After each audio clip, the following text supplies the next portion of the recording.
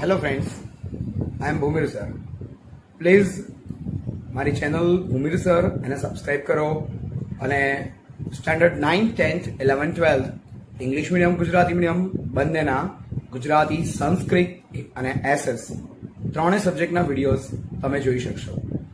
Okay, આ channel publicly છે, જેમાં કોઈ બીજા કન્ટેન્ટ્સ નથી, ઓનલી એજ્યુકેશન રિલેટેડ છે. સો પ્લીઝ દરેક જણ આ ચેનલને સબસ્ક્રાઈબ કરતા રહો અને નવા નવા વિડીયોઝ તમે જોઈ શકશો. તમારા બાળકોને અથવા તો ફ્રેન્ડ સર્કલમાં કોઈ પણ હોય એને પણ તમે આ વિડીયોઝ બતાવી શકશો. Okay, so thank you for this cooperation. Okay bye. Hindi chapter 14 मेरी माँ, जिनके लेखक है राम प्रसाद बिस्मिल, जो हमारे क्रांतिकारी थे, अच्छे शायर भी थे. चैप्टर में कहा उनकी माँ का उपकार वे जन्म जन्म तक नहीं चुका सकते. लखनऊ कांग्रेस में जाने के लिए मेरी बड़ी इच्छा थी. उनको लखनऊ कांग्रेस में पॉलिटिक्स में जाना था. दादी जी और पिताजी तो विरोध करते रहे, किंतु माताजी ने मुझे खर्च दे ही दिया. ले बेटा पैसे, जा, तुझे जाना ही है, तू जा.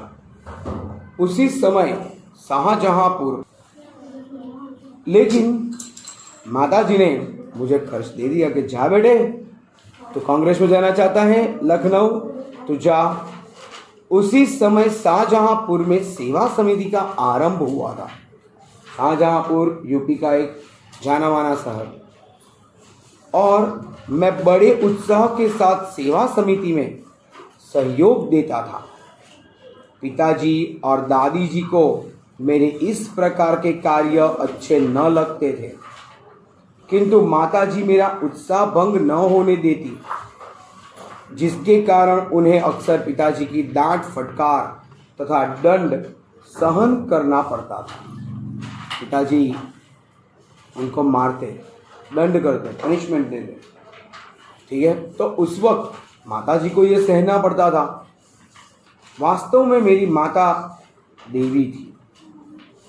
मुझ में जो कुछ जीवन तथा साहस आया, वह मेरी माताजी तथा गुरुदेव श्री सोमदेव जी की कृपाओं का परिणाम है. मेरे गुरुदेव सोमदेव जी, इनकी कृपा से ही मेरे में पूरा साहस, हिम्मत जुट गई, मेरे में साहस बढ़ा, और इसी कारण इनके सद्व्यवहारों के कारण मेरे जीवन में दृढ़ता उत्पन्न की. किसी आपत्ति या संकट में आने पर भी मैंने अपने संकल्प को न त्यागा. जब तक मेरे प्राण मेरे शरीर में है, तब तक मैं लड़ूंगा. जब तक प्राण है, तब तक मैं अपने आप को रोकूंगा नहीं. यह संकल्प करके भारत माता को आज़ाद कराने के संकल्प से मैं चल पड़ा था. साथ में मिला था. एक समय मेरे पिताजी दीवानी मुकदमे में किसी पर दावा करके वकील से कह गए कि जो काम हो मुझसे करा ले, जो भी काम हो वह मुझसे करा ले. कुछ आवश्यकता पड़ने पर वकील साहब ने मुझे बुलावा भेजा और कहा कि मैं पिताजी के हस्ताक्षर वकालतनामे पे कर दूं. पिताजी के बदले मैं हस्ताक्षर कर दूं. मैंने तुरंत उत्तर दिया कि यह तो धर्म विरुद्ध होगा. इस प्रकार का पाप मैं कदापि नहीं कर सकता. फादर की साइन मैं नहीं करूँगा, ये धर्म से खिलाफ है. और ये कोई रिजल्ट नहीं था कि फादर की साइन की और वापस दे दिया, ये ऐसा भी नहीं था. इसीलिए अपने जीवन में हमेशा सत्य का आचरण करता था. इसीलिए मैं तो हमेशा सत्य का आचरण करता. तो इस प्रकार का पाप मैं कदापि हरगिज नहीं कर सकता. वकील साहब ने बहुत समझाया कि मुकदमा खारिज हो जाएगा, किंतु मुझ पर कुछ भी प्रभाव न हुआ. न मैंने हस्ताक्षर किए. अपने जीवन में हमेशा सत्य का आचरण करता था.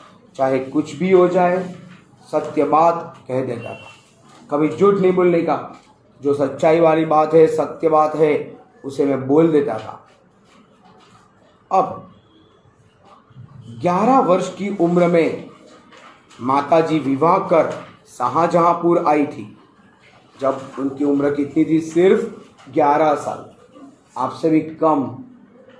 After all you are 14, 15, 16 years, but his mother was at that time only 11। उनकी आयु सिर्फ और सिर्फ 11 साल थी। ऐसे तो 11 साल की छोटी बच्ची थी, फिर भी उस समय वह नितांत अशिक्षित एक ग्रामीण कन्या के समान थी। उस वक्त मेरी माँ एक ग्रामीण कन्या थी। शाहजहांपुर आने के थोड़े दिनों बाद दादी जी ने अपनी छोटी बहन को बुला लिया। उन्होंने माताजी को गृह कार्य की शिक्षा दी। माताजी को गृह कार्य करने की, कैसे करते हैं घर का कामकाज, ये सब सिखाना शुरू किया।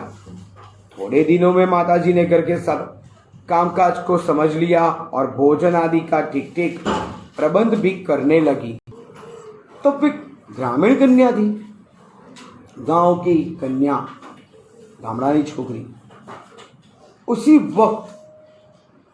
वक्त उसको एजुकेशन कौन सा देना था, तो उसे घर कैसे चलाते हैं, खाना कैसे बनाते हैं, बर्तन कैसे धोते हैं, घर साफ सुथरा कैसे रखते हैं, ये सब ट्रेनिंग उनको दी गई। जब वे सिर्फ 11 साल की उम्र में लग्न करके वो शाहजहांपुर उनके हस्बैंड के यहाँ आई। मेरे जन्म होने के 5 या 7 साल बाद उन्होंने हिंदी पढ़ना आरंभ किया। पढ़ने का शौक उन्हें खुद ही पैदा हुआ था और मोहल्ले की सखी सहेली जो घर पर आया करती थी, उन्हीं में जो शिक्षित थी, माताजी उनसे अक्षर बोध करती। अक्षर बोध यानी पढ़ाई। जो उनकी दोस्त घर पे आती थी, उनसे वे अक्षर बोध यानी कि पढ़ाई करती थी। तभी मोहल्ले की जो भी फ्रेंड, कोई भी मोहल्ले की औरत आती, उससे वो अक्षर ज्ञान प्राप्त करती। इस प्रकार घर का सब काम कर चुकने के बाद जो कुछ समय मिल जाता, उसमें पढ़ना लिखना करती। परिश्रम के बल से थोड़े दिनों में ही वह देवनागरी और बाद पुस्तकों का अध्ययन कर लेती। देवनागरी एक स्क्रिप्ट का नाम है, एक लैंग्वेज का नाम है, उसका अध्ययन करने लगी। मेरी बहनों को छोटी आयु में माताजी ही शिक्षा दिया करती थी। जब से मैंने आर्य समाज में प्रवेश किया, जब से मैं आर्य समाज में एंटर हुआ, माताजी से खूब वार्तालाप होता, माताजी से बहुत बात करता। उस समय की अपेक्षा अब उनके विचार कुछ उदार हो गए हैं। पहले के विचारों से कुछ उदार विचार है। यदि मुझे ऐसी माता न मिलती तो मैं भी अति साधारण मनुष्यों की तरह, मनुष्य की भांति संसार चक्र में फंसकर जीवन निर्वाह करता, यानी कमाने जाता, बीवी बच्चे होते, ये सब सामान्य इंसान जैसा सब होता, बहुत सामान्य साधारण से इंसान जैसा ये रहता। शिक्षा आदि के अतिरिक्त क्रांतिकारी जीवन में भी उन्होंने मेरी वैसी ही सहायता की। क्रांतिकारी लाइफ में भी उन्होंने मेरी ऐसी ही सहायता की थी जैसी मेजिनी को उनकी माता ने दी थी। मेजिनी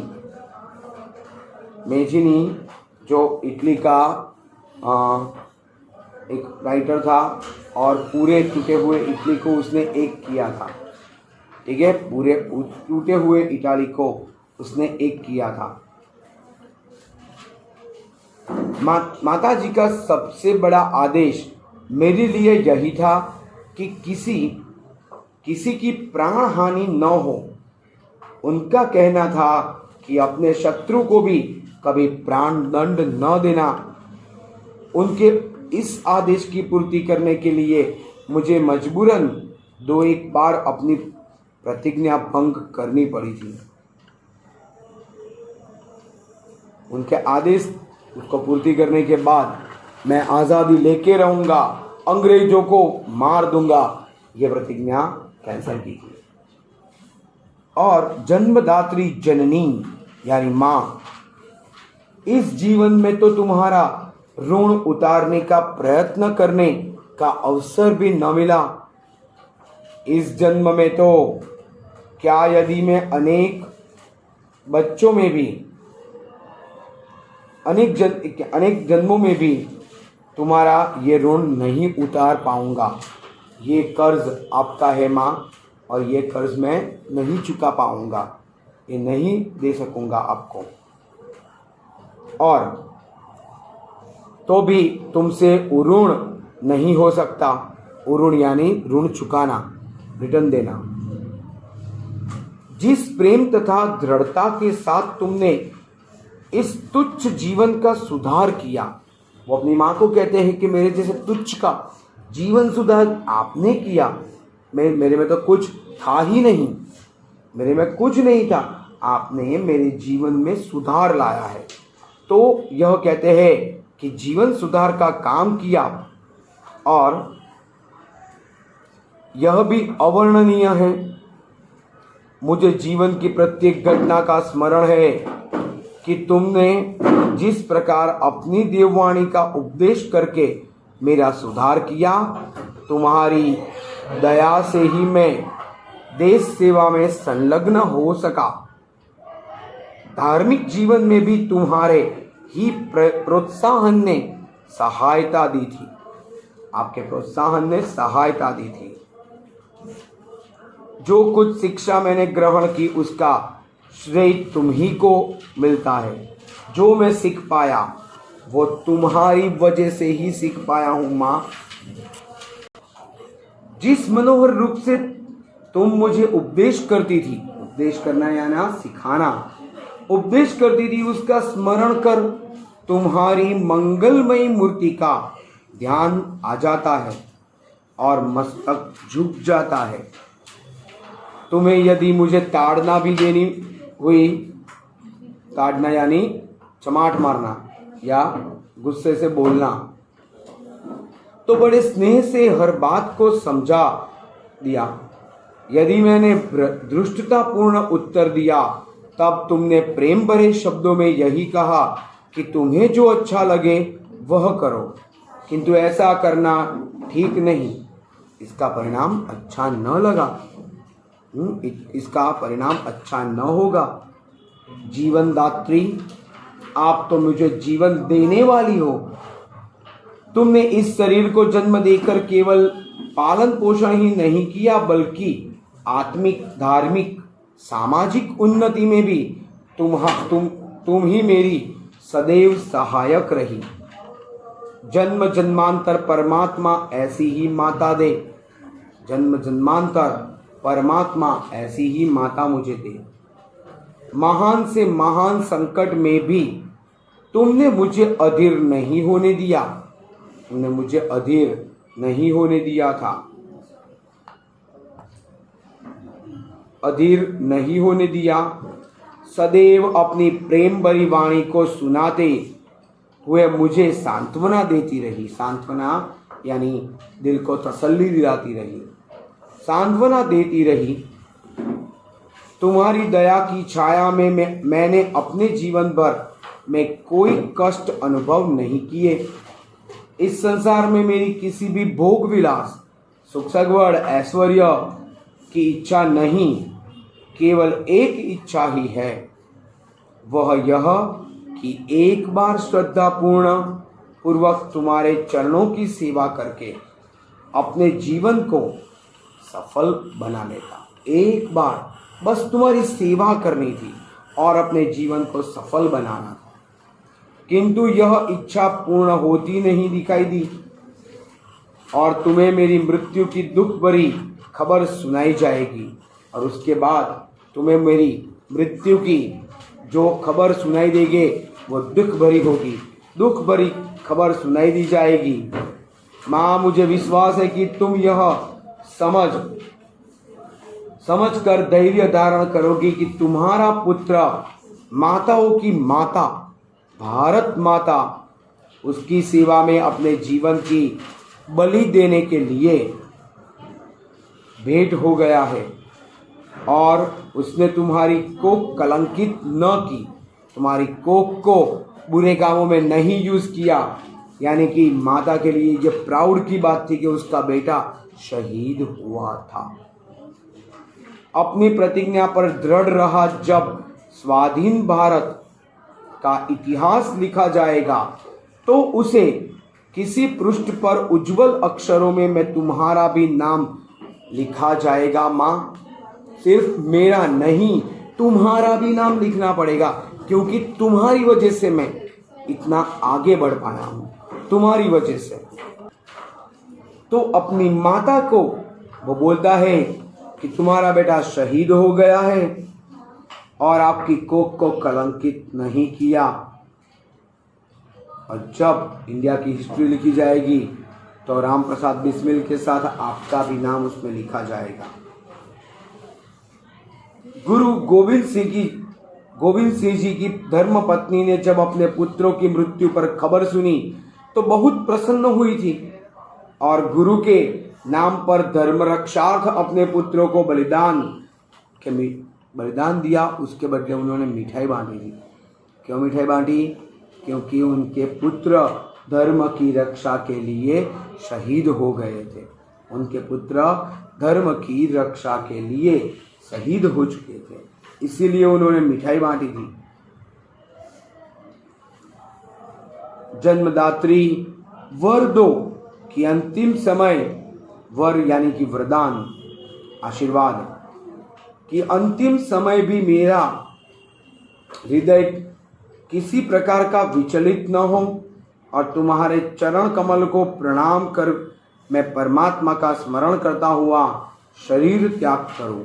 मुझे फांसी होने वाली है, तो बस इतना ही वरदान दो कि मैं आपके चरण कमल को वंदन करूं, भगवान का स्मरण करूं और उसी वक्त मेरा प्राण जाए, शरीर त्याग करके चला जाऊं।